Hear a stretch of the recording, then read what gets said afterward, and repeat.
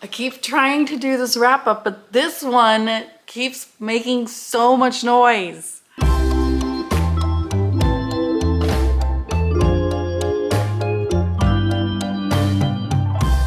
Hey everybody, what's up? My name is April. This is Pluto. He's getting so big, but he's such a handful right now. So if you hear a bunch of noises, crashing, maybe some people getting hurt, I don't know. It's just the kitten, okay? The kitten doing his kitten thing.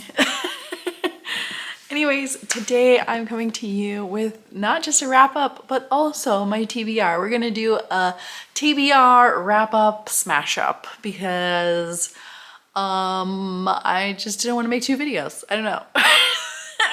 So I read a bunch of books in October. Let's wrap up those first and then we'll do the TBR at the end.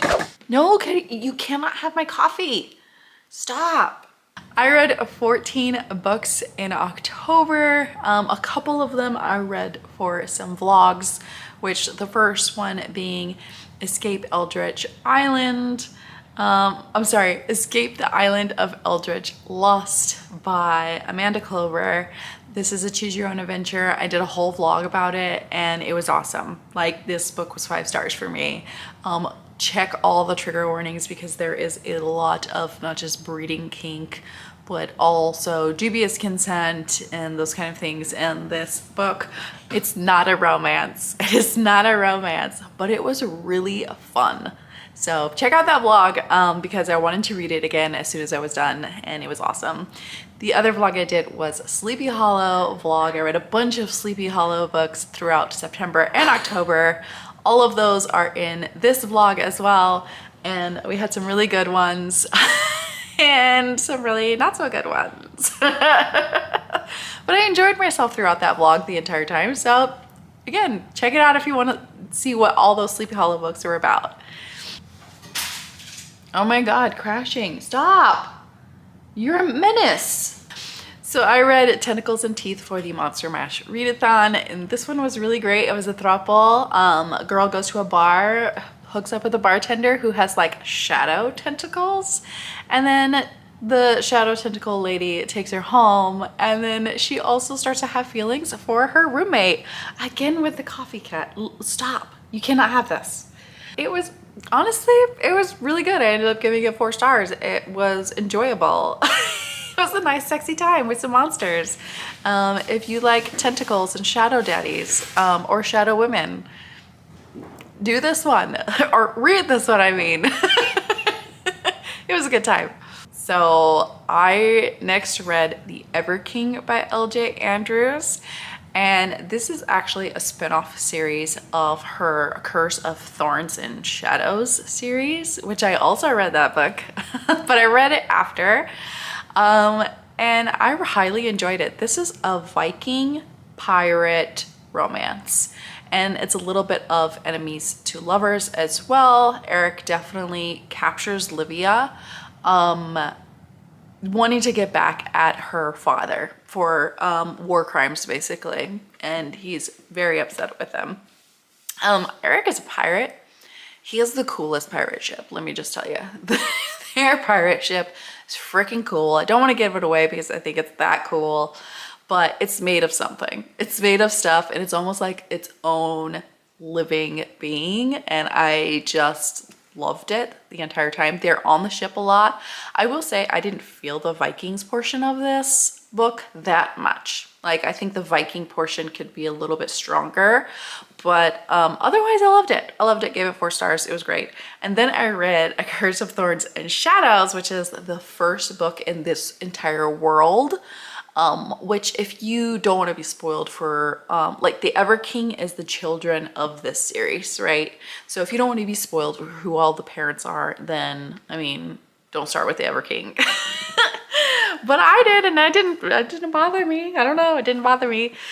A Curse of Thorns and Shadows, she is having to get married, and he is kind of like the negotiator for the marriage contracts. And of course, during that time, they fall in love with each other. This was good. I felt like it was just kind of like your standard fantasy romance a little bit. It was a solid first book in a 9-book series. And it had a lot of adventure. I was enjoying it. It is absolutely predictable, but like, who cares? Like, I don't know. It was still a really well written, and it almost feels like it was this author's first book in a way. I don't know if it actually was her first book, but you could definitely see the growth from this book to The Ever King. Like The Ever King, I think, was a better written book, but this one was still really enjoyable and I really loved it. I ended up giving it also 4 stars. I don't do half stars, so if you want to say a 3.5, that's fine, but whatever, we round up here, okay?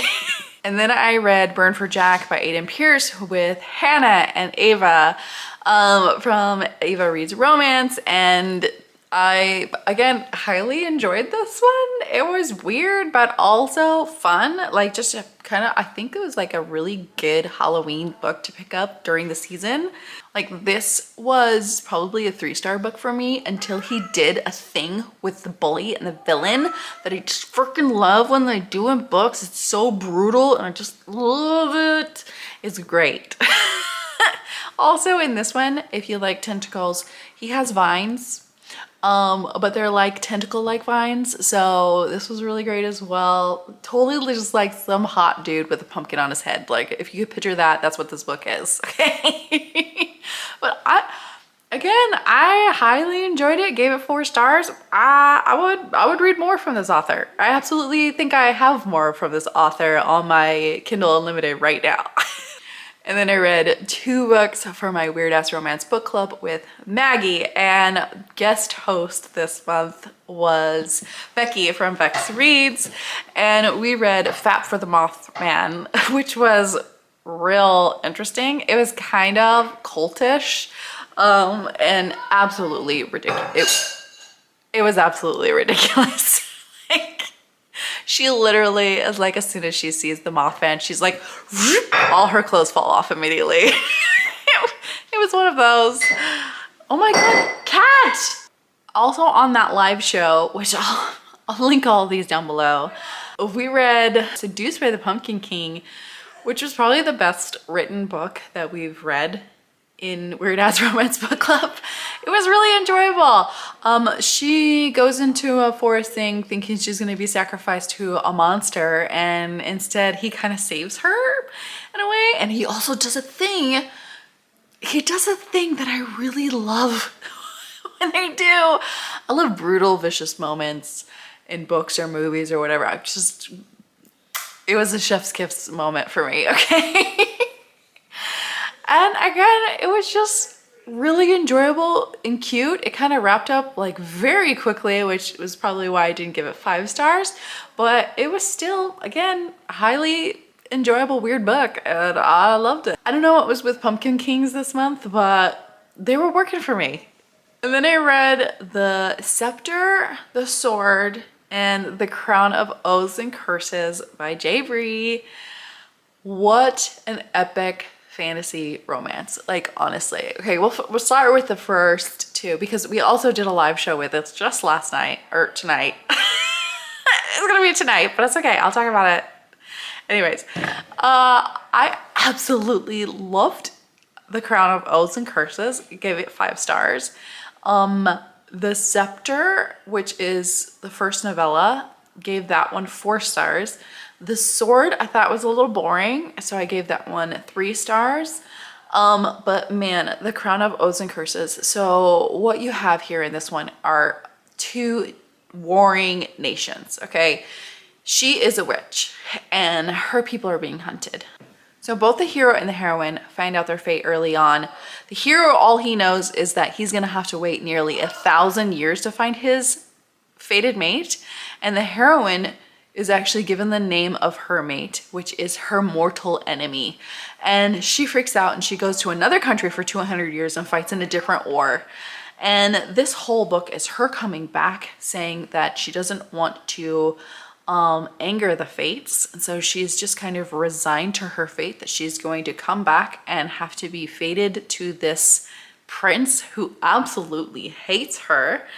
And she's very resigned to the whole thing. He doesn't even want to touch her. Like, he doesn't even want to touch her.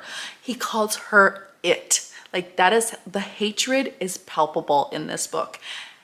It is ridiculous how bad they hate each other in this book, to the point where you're like, J. Bree has almost done too good of a job, because I have no idea how these two are even going to get together. The hero is an absolute jerk and honestly committing genocide. Like he is honestly committing genocide against her people, because the High Fae have lost their way. The earth is dying, and it's all because of their hatred.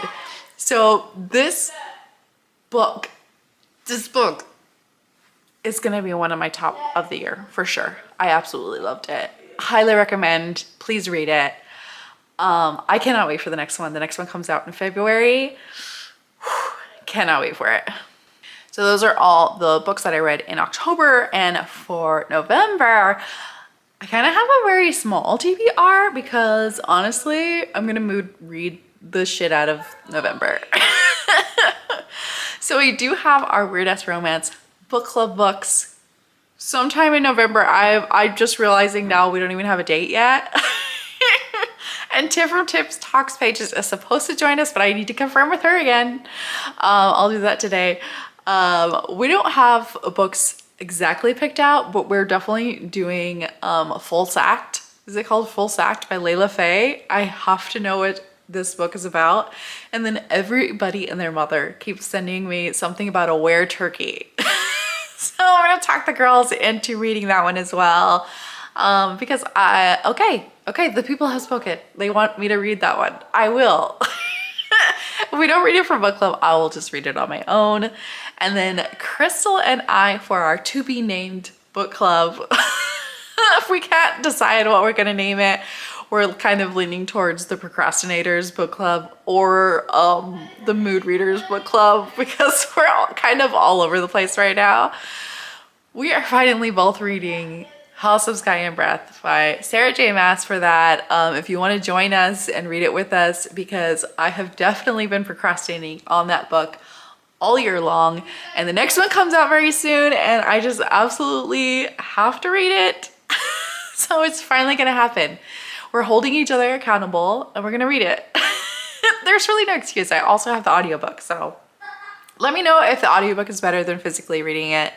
I haven't been listening to audiobooks that much, but I'm also a slow reader. So if I want to get through it a little faster, I probably should listen to the audiobook. But other than those books, I think those are all the ones that I'm going to read for November. Like, I just kind of want to mood read the whole month. I think I've been kind of pulling myself into book clubs and stuff like that a lot lately, and readathons and all those kind of things. And those are kind of really hard for me, because my brain is all over the place already. Also for November, I've already read and finished Butcher and Blackbird, so I'll wait till the end of the month to tell you all about that. Spoiler alert, I loved it. I'm really just all over the place for November. It's getting to be the end of the year where I want to wrap up certain books, and I want to just kind of play it by ear and take it easy. This time of year is so busy, and I don't want to pressure myself. Yeah, I just want to enjoy my time, and that includes my me time, which is reading. I just want to enjoy what I read too. So with that all out of the way, that's what this TBR wrap-up smash-up was all about. I had a great October, and I hope my November will be the same. Let me know what books are your priority list for the end of the year. Like, what is at the top that you just absolutely should have read already but haven't. And as always, have a wonderful day, and I'll see you next time. Bye!